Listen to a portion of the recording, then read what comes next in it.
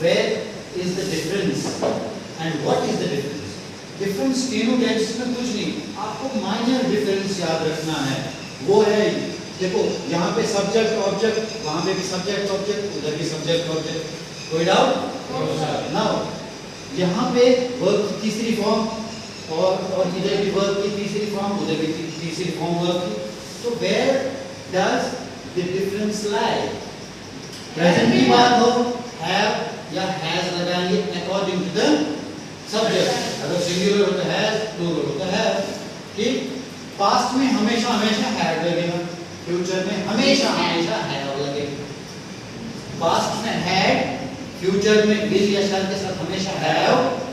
Differentiate आपको find out करना है, यहाँ पे थोड़ा दिमाग पे जोर डालना है, सब्जेक्ट को देखते हुए ये हेल्पिंग वर्ब चूज करनी है। That's it. कोई प्रॉब्लम तो नहीं है? समझ में आ रहा है?